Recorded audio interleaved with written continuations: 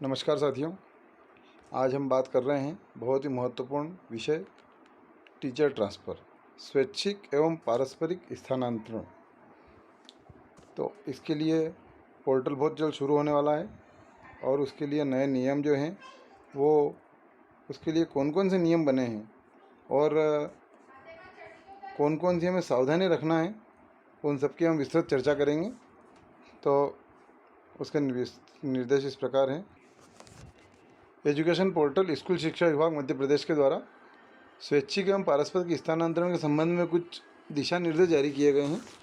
उनमें हमको किन किन चीज़ों का ध्यान रखना है और उसमें क्या क्या हमें सावधानियाँ रखना है, ये सब हम इस वीडियो में देखेंगे।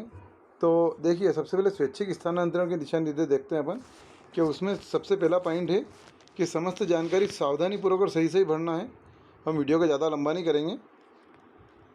इसके बाद दूसरा निर्देश है कि जारी स्थानांतरण नीति प्रावधानों के अनुसार ही ऑनलाइन आवेदन पत्र दर्ज करेंगे। स्थानांतरण नीति शीघ्र ही जारी होने वाली है। उसके बाद उसको जो अपना घोषणा पत्र अपने को प्रिंट करना है। जब हम फॉर्म ऑनलाइन भरेंगे तो एक घोषणा फॉर्म निकलेगा, उस घोषणा फॉर्म को प्रिंट करना है। उस पर हमें हस्ताक्षर करके उसका PDF बनाकर वापस उसी हमारी यूनिक ID से उसी साइट पर उसको अपलोड करना पड़ेगा। जैसे हम अपलोड करेंगे तो हमको वहाँ से कन्फर्मेशन का मैसेज आएगा कि आपका आवेदन स्वीकार कर लिया गया है। अगर हमने कोई गलत जानकारी उसमें भर दी तो आवेदन स्वतः निरस्त हो जाएगा। ये 4 नंबर का पॉइंट कहता है।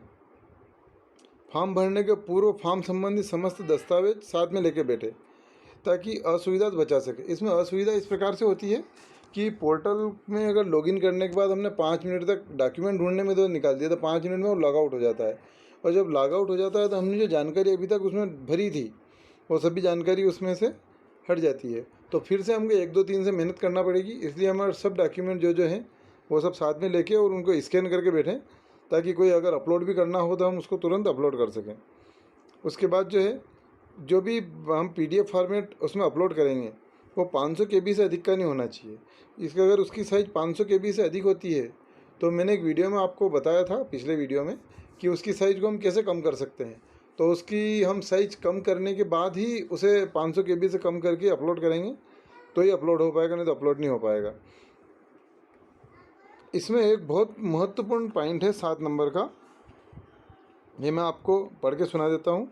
यदि आवेदक स्वच्छ स्थानांतरण होने के पश्चात आगामी 3 शैक्षणिक सत्र तक विशेष इस परिस्थितियों को छोड़कर ऐसे शिक्षकों के स्वैच्छिक स्थानांतरण के आवेदन पर विचार नहीं किया जाएगा। इसका मतलब सीधा सीधा ये है कि आपको, यदि आप किसी संस्था में ज्वाइन हैं, आप वर्तमान में जिस संस्था में ज्वाइन हैं वहाँ अगर आपको 3 वर्ष से अधिक हो चुके हैं तो ही आप वहाँ से स्थानांतरण के लिए आवेदन कर पाएंगे। विशेष परिस्थिति कुछ हो सकती है जो आगामी स्थानांतरण नीति में हमको बताई जाएगी। उसमें गंभीर बीमारी, विकलांगता, या यदि पति पत्नी दोनों शासकीय सेवा में हैं तो दोनों को एक जगह, एक ज़िले में, एक ब्लॉक में पदस्थ करने संबंधी कुछ विशेष परिस्थितियाँ इसमें हो सकती है। तो वो परिस्थितियाँ जो है, उसके अलावा कोई भी परिस्थिति में यदि आपको 3 वर्ष से कम हुआ आपकी वर्तमान संस्था में हुए हैं तो आपका स्थानांतरण इस स्थानांतरण नीति के तहत नहीं हो पाएगा। अगर आपने आवेदन अपलोड कर दिया है, इसका 8 नंबर बिंदु कहता है कि यदि आपने आवेदन ऑनलाइन कर दिया है लेकिन जो स्व घोषणा पत्र जो है, जो ऑनलाइन निकलेगा, जिसकी बात हुई थी हमारे इसमें बिंदु नंबर 3 में, वो अगर आपने अपलोड नहीं किया तो आवेदन निरस्त हो जाएगा। और गलत जानकारी अगर कोई प्राप्त हुई तो भी आवेदन निरस्त कर दिया जाएगा। इसलिए हमको जब स्थानांतरण नीति में जब हम आवेदन करेंगे तो बहुत सावधानी से हमें आवेदन करना पड़ेगा। अच्छा, पारस्परिक स्थानांतरण के भी कुछ यहाँ पर दिशा निर्देश दिए हुए हैं। आवेदक सभी जानकारियाँ सही भरे। उसके अलावा 2 नंबर बिंदु कहता है कि आवेदन पत्र का ड्राफ्ट प्रिंट निकाल कर, जैसा हम स्वैच्छिक स्थानांतरण में कर रहे थे, उसका ड्राफ्ट प्रिंट निकाल कर हमें उसको अपलोड करना होगा वापस हस्ताक्षर करके। ये दोनों को करना होगा।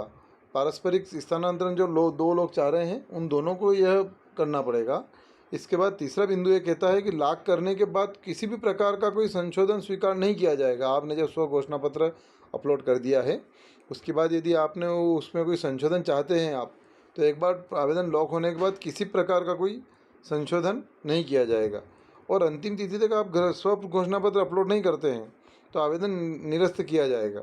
और पारस्परिक आवेदन में सबसे महत्वपूर्ण बिंदु है कि आवेदक का पद और विषय समान होना आवश्यक है। जैसे प्राइमरी शिक्षक हैं तो वहाँ तो उनको दिक्कत नहीं है, क्योंकि वहाँ पर पद सेम होते हैं, लेकिन मिडिल स्कूल में यदि दोनों का विषय अगर सेम होगा, एक जैसा होगा, तो ही पारस्परिक स्थानांतरण वो ले पाएंगे, नहीं तो उनको पारस्परिक स्थानांतरण नहीं मिल पाएगा। तो हमें इस प्रकार से पारस्परिक स्थानांतरण और स्वैच्छिक स्थानांतरण के कुछ दिशा निर्देश प्राप्त हुए हैं। तो इसके इन बिंदुओं के तहत हम अपना आवेदन करेंगे। तो अगर हमें वीडियो पसंद आया हो तो इसको लाइक करें, चैनल को सब्सक्राइब करें और कमेंट करें। धन्यवाद। जय हिंद, जय भारत।